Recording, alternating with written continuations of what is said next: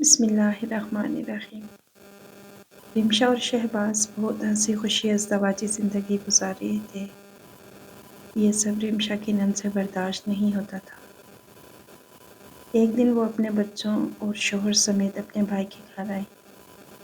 Rimsha kitchen میں کام کر رہی تھی۔ اتنے میں اس کی نند کا شوہر آیا تو اس کا ہاتھ پکڑ کر کہنے لگا کہ تم بہت خوبصورت ہو، میرے ساتھ زندگی گزارو تو میں تمہیں بہت خوش رکھوں گا۔ اتنے میں وہاں پر شہباز آ گیا۔ اس نے کھڑے کھڑے ہی رمشا کو 3 بار ٹرن ٹرن فون کی گھنٹی بج رہی تھی۔ آنکھیں ملتے ہوئے شہباز نے موبائل اٹھا کر دیکھا تو اس کی بڑی بہن سعدیہ کا فون تھا۔ اس نے فون کان سے لگا لیا۔ آج اتوار کا دن تھا، یقیناً سعدیہ کا آنے کا پلان ہوگا، اسی لیے اطلاع دینا چاہ رہی ہوگی، شہباز جانتا تھا۔ ہیلو بھائی، کیسے ہیں؟ بھابھی کہاں ہے؟ کب سے ان کے نمبر پر فون کر رہی ہوں، فون نہیں اٹھا رہی۔ لگتا ہے جان بوجھ کر میری کال نہیں اٹھاتی، سعدیہ نے آگ لگانے والے انداز میں کہا تو شہباز بے ساختہ اٹھ بیٹھا۔ ارے نہیں، وہ گھر پر نہیں ہے، آج بازار گئی ہے، اپنے کچھ کپڑے لانے تھے، کل ہی اس نے مجھ سے پیسے لیے تھے، شہباز نے خوشگوار انداز میں کہا۔ مگر دوسری جانب سعدیہ چل گئی۔ بازار؟ وہ کیوں بھائی؟ ابھی اگلے دن تو بھابھی نے ایک جوڑا خریدا تھا، اتنی مہنگائی میں نئے کپڑے بنانا آسان تو نہیں۔ وہ کیوں آپ کی کمائی اجاڑنے کے پیچھے پڑی ہے؟ میری ماں نے تو بھابھی کو لنگ کی بندی رقم دیا کرے، اتنا کھلا خرچ مت ان کے ہاتھ میں رکھا کریں، باقی پیسے اپنے پاس جمع کریں تاکہ کوئی چیز بنا لیں۔ آخر میں سعدیہ کا لہجہ خوشگوار ہو گیا۔ شہباز نے سر جھٹک دیا، مگر سعدیہ تب تک رمشا کے بازار جانے کے خلاف بولتی رہی جب تک شہباز نے یہ حامی نہیں بھر لی کہ اب وہ اسے پیسے نہیں دیا کرے گا۔ سعدیہ خوش ہوگی۔ فون رکھنے سے پہلے ہی اس نے اطلاع دی کہ آج شام کو وہ کھانے پر آ رہی ہے، تو بھابھی سے کہہ کر اچھا سا اہتمام کروا لیں۔ وہ دراصل بھائی پچھلی بار بھی بھابھی نے صرف بیف بریانی اور ساتھ میں میٹھا بنایا تھا، اب چاولوں کے ساتھ کچھ اور کھانے کو نہ ہو تو میرا تو پیٹ ہی نہیں بھرتا، اور میرے شوہر تو بہت ہی نکتہ چین ہیں اس معاملے میں، اب پلیز انہیں کہیے گا کہ ساتھ میں ایک طرح کا سالن اور مچھلی بھی فرائی کر لیں۔ حکم دیتے ہوئے سعدیہ نے فون بند کر دیا۔ شہباز نے محبت سے فون کی جانب دیکھا۔ بہنیں بھی کتنی پیاری ہوتی ہیں، ماں باپ کے جانے کے بعد بس بھائیوں سے ہی لاڈ اٹھواتی ہیں، شہباز نے کہا اور اٹھ کھڑا ہوا۔ یہ رمشا ابھی تک کیوں نہیں آئی؟ صحیح کہہ رہی تھی سعدیہ، بہت ہی زیادہ گھر سے باہر پھرنے لگی ہے، شہباز نے گھڑی میں وقت دیکھتے ہوئے کہا۔ تھوڑی دیر کے بعد رمشا آ گئی۔ اس کے ہاتھ میں 2-3 شاپر تھے۔ وہ بہت خوش نظر آ رہی تھی، مگر شہباز کی تیوری چڑھ رہی تھی۔ رمشا نے آتے ہی کہا، آپ اٹھ گئے، میں ناشتہ بنا دوں؟ آج چھٹی تھی نا تو آپ دیر تک سو رہے تھے، میں نے آپ کو جگانا مناسب نہیں سمجھا، وہ چولہے پر چائے کا پانی چڑھاتے ہوئے بولی۔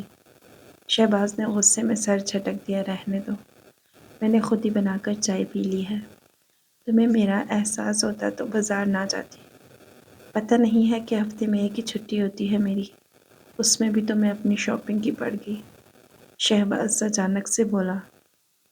رمشا نے حیرت سے مڑ کر اسے دیکھا۔ کل رات اس نے خود ہی تو رمشا کو پیسے دیے تھے اور ساتھ ہی اجازت بھی دی تھی کہ وہ جا کر اپنے کپڑے خرید لائے۔ رمشا خاموش ہو گئی۔ رات کو اچھا سا کھانا بنا لینا، سعدیہ لوگ کھانے پر آئیں گے، شہباز نے اطلاع دی۔ رمشا سلگ کر رہ گئی۔ سعدیہ کی باتوں سے اسے بے حد الجھن ہوتی تھی۔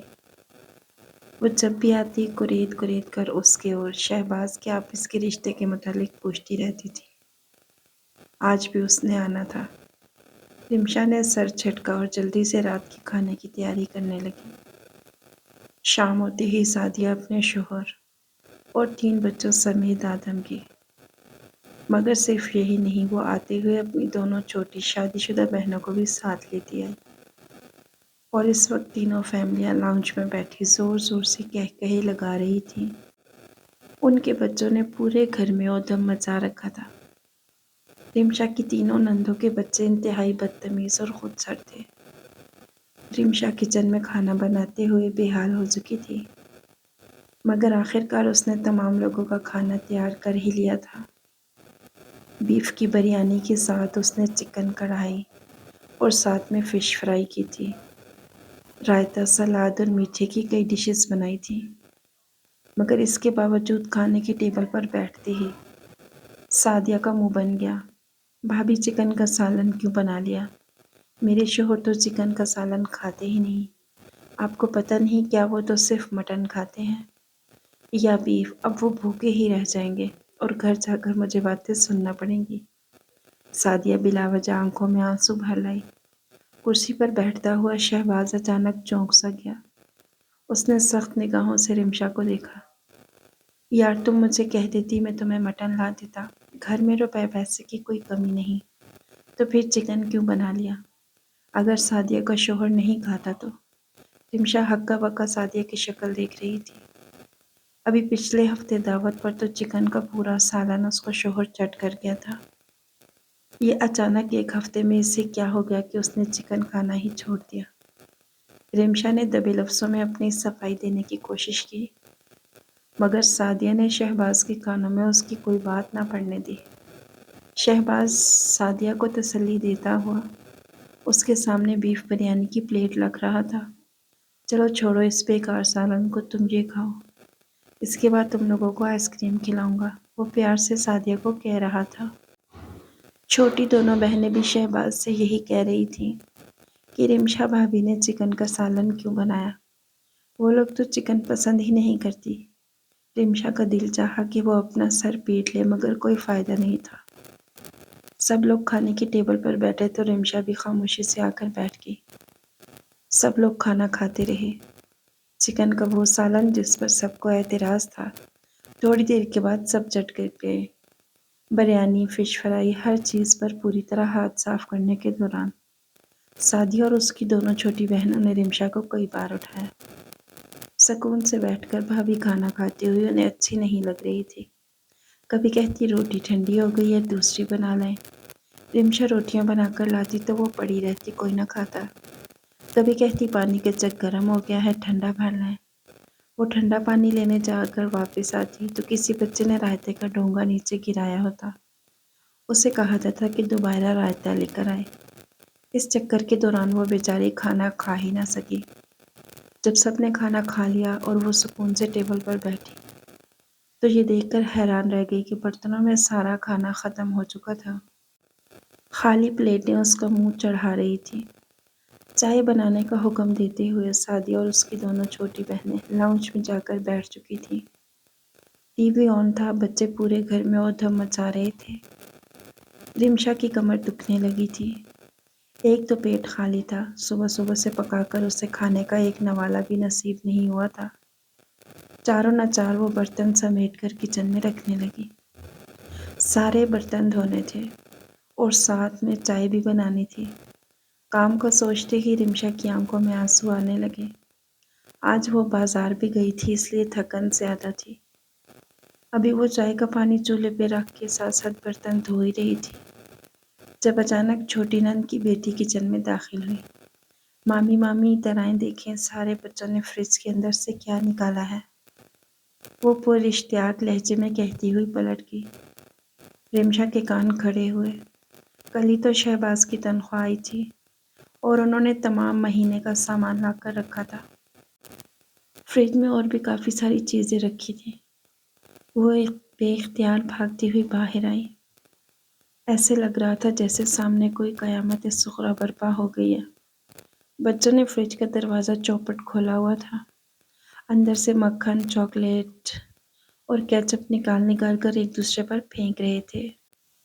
एक छोटे बच्चे ने केचप की बोतल खोलकर उसे फर्श पर भी गिरा दिया था। केचप से भरे हाथ सोफ़ों और पर्दों पर लगा दिए थे। सादिया के तीनों बच्चे फ्रिज में से अंडे निकाल निकाल कर एक दूसरे को मार रहे थे। फ्रिज के सामने का मंजर ऐसे हो गया था जैसे कोई कचरे का ढेर हो। रिमशा ये सब हक्का बक्का देख रही थी। रिज़्क की इतनी बेहुरमती उससे बर्दाश्त ना हुई। وہ اچانک آگے بڑھی اور اس نے سعدیہ کے بڑے بیٹے کے منہ پر ایک زوردار تھپڑ لگا دیا، جس نے ہاتھوں میں 2 انڈے لے رکھے تھے اور وہ اپنی بہن کو مارنے لگا تھا۔ بچے نے پہلے تو حیرت سے مامی کو دیکھا، خود رمشا کو بھی احساس ہوا کہ اس نے کتنی غلطی کر دی ہے، مگر جب تک وہ سنبھلتی بات ہاتھ سے نکل چکی تھی۔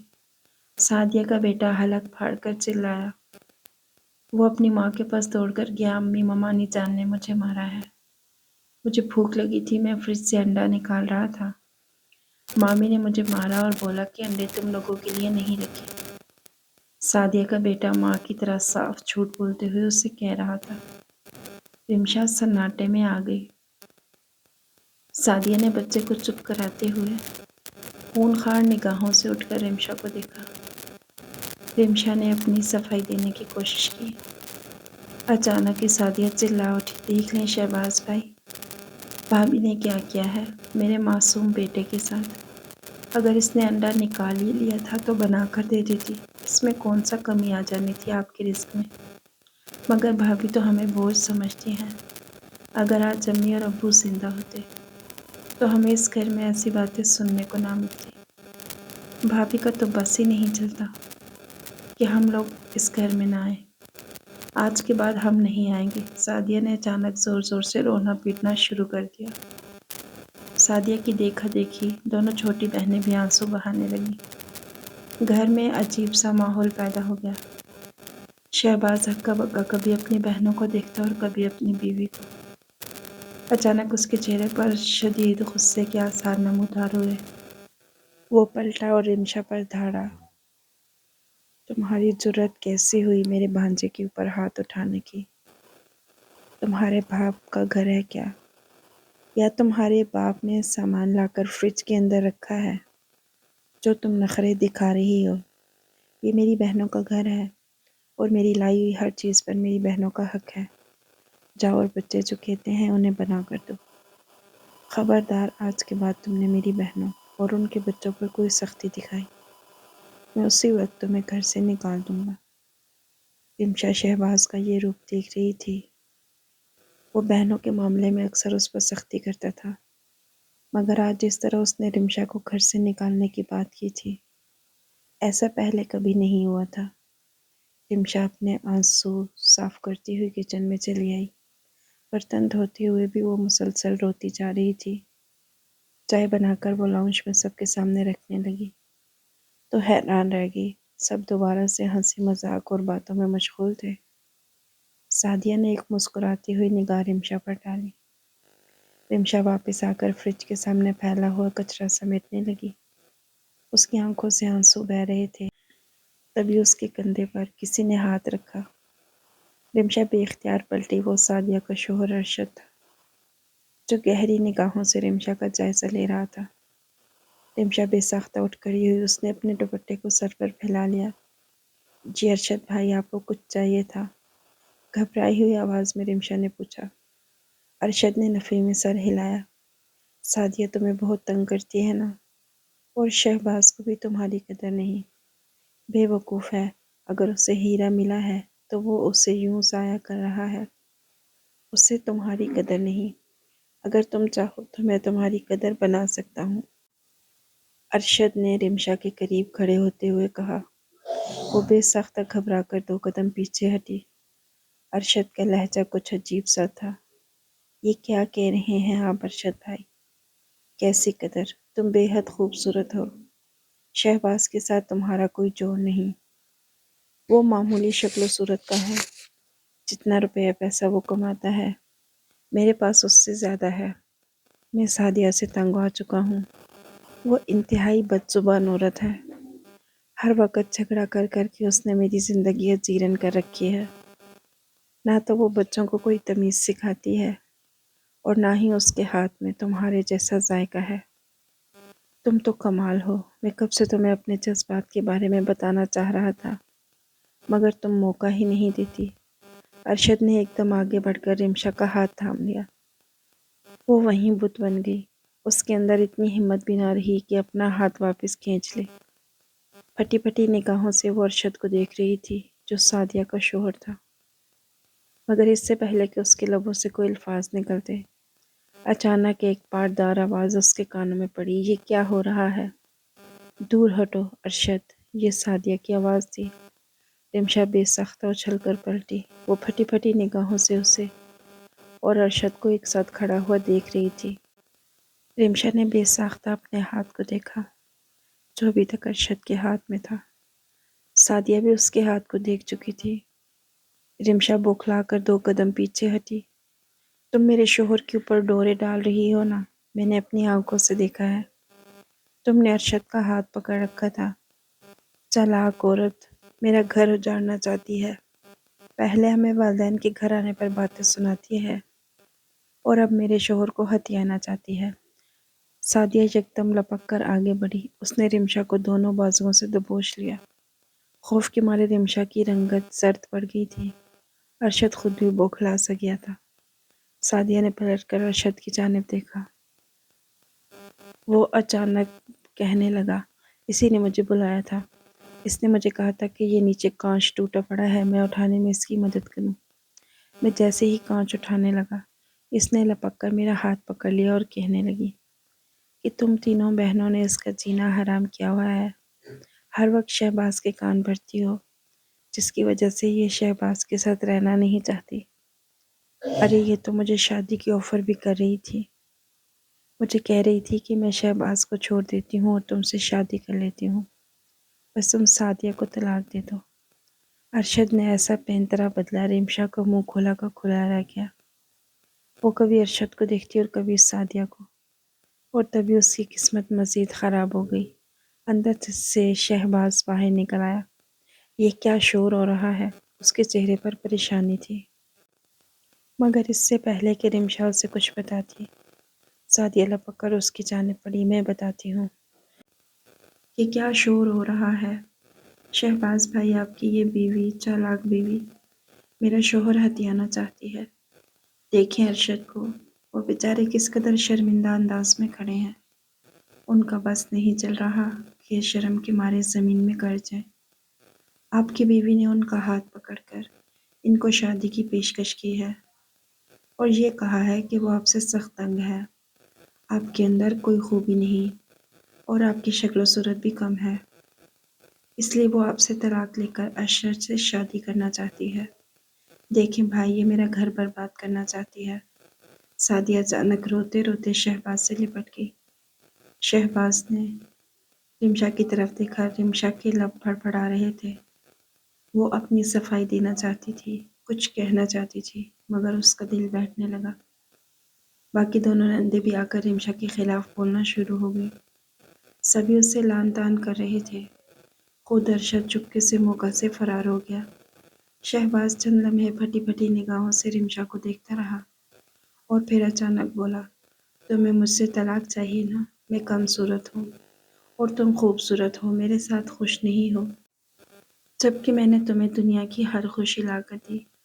شہباز بولا تو اس کی آواز میں عجیب سا دکھ تھا۔ معمولی شکل و صورت کے تانے تو وہ بچپن سے سنتا آیا تھا۔ رمشا نے بے اختیار نفی میں سر ہلایا۔ شہباز میری بات سنے۔ مگر اس سے قبل کہ وہ کچھ کہتی، شہباز نے وہ 3 الفاظ ادا کر دیے، میں تمہیں طلاق دیتا ہوں۔ شہباز نے 3 بار طلاق کا لفظ دہرایا۔ ماحول میں یکدم سناٹا سا چھا گیا۔ رمشا پھٹی پھٹی نگاہوں سے شہباز کو دیکھنے لگی، جو اسے طلاق دینے کے بعد اب خود بھر بھری سی مٹی کے ڈھیر کی طرح لڑکھڑاتا ہوا کمرے سے باہر نکل گیا۔ رمشا کی تینوں نندیں سامنے کھڑی تھیں۔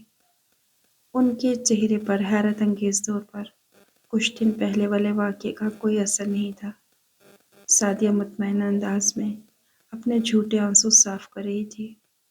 چلو رمشا بی بی، بھائی نے تمہیں طلاق دے دی ہے، اب تمہارا قصہ ختم۔ اپنا سامان سمیٹو اور نکلو ہماری زندگی سے۔ بڑی آئی تھی میرے ماں باپ کے گھر پر قبضہ کرنے والی۔ سعدیہ نے نفرت بھری نگاہ رمشا پر ڈالی۔ وہ اندر کمرے کی جانب بڑھ گئی۔ دونوں چھوٹی بہنیں بھی مسکراتی ہوئی اندر جا رہی تھیں۔ رمشا بالکل خاموش کھڑی اپنے گھر کو اجڑتا ہوا دیکھ رہی تھی، اور اب جب اسے سمجھ آئی کہ ہوا کیا ہے تو وہ اچانک زمین پر بیٹھ کر پھوٹ پھوٹ کر رونے لگی۔ نہ جانے وہ کتنی دیر تک روتی رہی۔ مگر آخر کتنی دیر تک وہ یہاں رہ سکتی تھی؟ وہ خاموشی سے اندر گئی، ایک چھوٹے سے بیگ میں کچھ سامان ڈالا، اپنے چند کپڑے رکھے، بیگ اٹھایا اور باہر نکل آئی۔ اس نے ایک زخمی نگاہ پلٹ کر وہاں ڈالی جہاں شہباز گیا تھا۔ ماں باپ سر پر تھے نہیں، نہ کوئی بہن بھائی تھا۔ رمشا تھکے تھکے قدموں سے ایک جانب کو چلتی رہی۔ اسے کوئی ٹھکانہ نہیں مل رہا تھا۔ رات گہری ہو رہی تھی۔ وہ کس کے گھر میں پناہ لیتی؟ نہ جانے وہ کتنی دیر تک یوں ہی چلتی رہی۔ وہ شہری آبادی سے کچی آبادی میں نکل آئی، جہاں اس کی نظر ایک جھونپڑی پر پڑی جس کے اندر کوئی نہیں تھا۔ رمشا خاموشی سے جھونپڑی میں داخل ہوگی۔ وہاں ایک بوڑھی عورت چارپائی پر لیٹی تھی، شاید اس کے آگے پیچھے اور کوئی نہیں تھا۔ رمشا نے خاموشی سے اس بوڑھی عورت کو اپنی ماں تصور کر لیا اور اس جھونپڑی کو اپنا گھر، اور وہ خاموشی سے وہیں زندگی گزارنے لگی۔ چند روز بعد ہی بوڑھی عورت کا انتقال ہو گیا۔ اب صرف رمشا ہی تھی جو اس جھونپڑی میں رہتی تھی، آس پاس کے چند گھروں میں کام کر کے اتنے پیسے کما لیتی کہ اس کی گزر بسر ہو جاتی۔ دن مہینوں میں بدل رہے تھے۔ وہ رات کی تنہائی میں اپنے پیٹ پر ہاتھ رکھ کر رو پڑتی۔ وہ شہباز کے بچے کو جنم دینے والی تھی، اور یہ بات شہباز نہیں جانتا تھا۔ اس نے اتنی بڑی خوشی کی خبر سنے بغیر ہی رمشا کو اپنے گھر سے نکال دیا تھا۔ رمشا کی طبیعت اب بہت زیادہ خراب رہنے لگی تھی۔ اگر اس کے سر پر کوئی ہوتا تو وہ اس کا خیال رکھتا۔ وہ بیچاری جیسے تیسے گھروں کا کام کر کے چند پیسے لے آتی۔ یوں ہی 7 مہینے اور گزر گئے۔ پچھلے کچھ دنوں سے رمشا کی طبیعت کچھ زیادہ ہی خراب تھی۔ وہ کام پر بھی نہ جا سکی تھی۔ یوں ہی اپنی ٹوٹی پھوٹی چارپائی پر لیٹی وہ آنسو بہا رہی تھی، جب اچانک اسے اپنے پیٹ کے نچلے حصے میں درد کی ایک شدید لہر محسوس ہوئی۔ اسے اندازہ تھا کہ بچے کی پیدائش کا وقت قریب ہوگا۔ وہ گرتی پڑتی اپنی مالکن کے پاس جا پہنچی جس کے گھر وہ کام کرتی تھی۔ مالکن خدا ترس عورت تھی۔ اس نے رمشا کی یہ حالت دیکھی تو فوراً اپنے ڈرائیور کے ساتھ اسے ہاسپٹل لے گئی، انتہائی درد اور تکلیف سے تڑپتے ہوئے۔ رمشا نے ایک پیاری سی بیٹی کو جنم دیا۔ بیٹی کو گود میں لیتے ہی رمشا پھوٹ پھوٹ کر رو دی۔ وہ کیسی بد نصیب اولاد تھی جس کے باپ نے اس کی شکل دیکھے بغیر ہی اسے اپنی زندگی سے نکال دیا تھا۔ ہسپتال سرکاری تھا۔ ہسپتال والوں نے 2 روز بعد ہی رمشا کو بیڈ خالی کرنے کا کہہ دیا۔ خاموشی سے اپنی بچی کو اٹھائے لرزتی ٹانگوں کے ساتھ وہ اپنی جھونپڑی میں واپس آ گئی۔ شدید نکاہت اور کمزوری تھی۔ کھانے پینے کے لیے رمشا کے پاس کچھ نہ تھا۔ وہ پوری رات شدید خوف کا شکار رہتی کہ کہیں جھونپڑی کے کچے دروازے سے کوئی اندر داخل نہ ہو جائے، مگر اپنی بچی کو دیکھتے ہی وہ ساری پریشانیاں بھول جاتی تھی۔ وہ کبھی کبھی اپنی بچی سے باتیں کرتی اور اسے بتاتی کہ کس طرح اس کی نندوں نے اس کا گھر اجاڑا تھا۔ رفتہ رفتہ اس کی بیٹی بڑی ہونے لگی۔ دوسری جانب شہباز کے گھر کا عجیب حال تھا۔ بہنیں اس کا گھر اجاڑ کر خود اپنے گھروں کی ہو گئیں، مگر شہباز کی زندگی اجیرن ہو گئی۔ وہ دن رات صدمے میں رہتا۔ اسے یقین ہی نہ آتا کہ رمشا نے اسے کس طرح سے دھوکہ دیا، مگر جب وہ ارشد کے ہاتھوں میں رمشا کے ہاتھ والا منظر یاد کرتا تو اس کے رونگٹے کھڑے ہو جاتے۔ اس کے گھر میں گرد کی تہ جمنے لگی۔ کھانے پینے کے لیے شہباز کو ہوٹلوں کا محتاج ہونا پڑا۔ بہنوں کے گھر چلا جاتا تو وہ خوب پیار کرتی، میٹھی میٹھی باتیں کرتی، مگر نہ جانے کیوں اس روز ان کے گھر میں کچھ پکا ہی نہ ہوتا۔ باہر سے کچھ بھی الٹا سیدھا لا کر شہباز کے آگے رکھ دیا جاتا۔ باہر کے کھانے کھا کر شہباز کا معدہ خراب ہونے لگا۔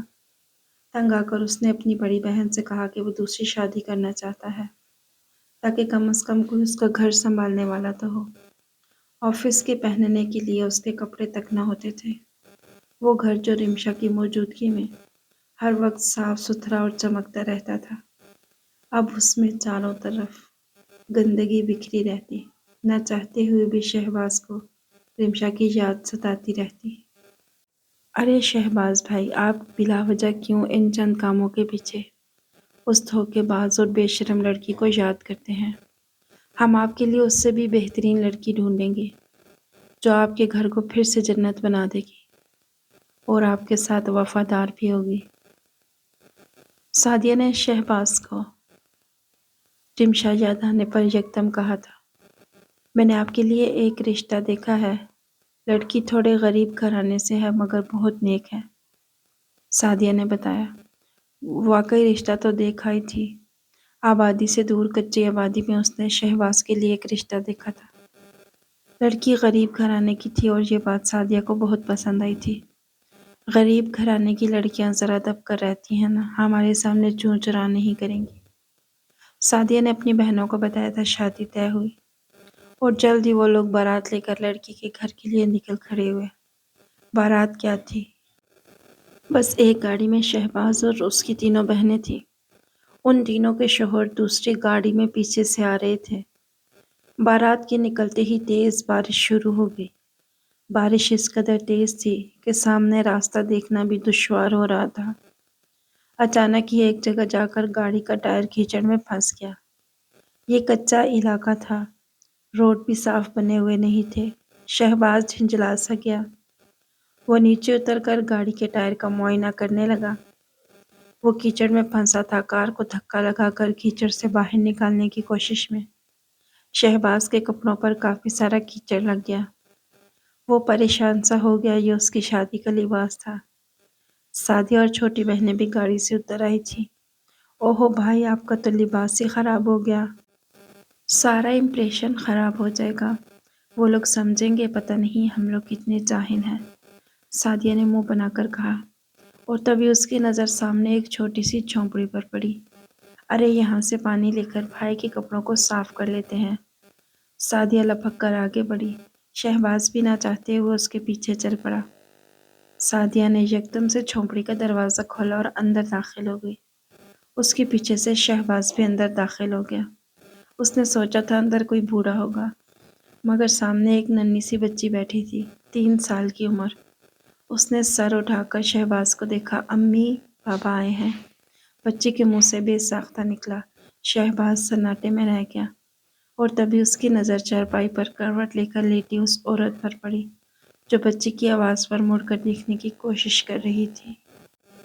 لالٹین کی مدھم سی روشنی میں شہباز نے دیکھا وہ عورت کوئی اور نہیں بلکہ رمشا تھی۔ رمشا بے یقین نگاہوں سے شہباز کو دیکھ رہی تھی۔ اس کی بچی کے ہاتھ میں ایک ٹوٹی ہوئی گڑیا تھی جسے لے کر وہ کھیل رہی تھی۔ امی دیکھیں، یہ تصویر والے بابا ہیں، وہ تصویر والے بابا جو آپ نے مجھے دکھائے تھے، بچی اپنی ماں سے کہہ رہی تھی۔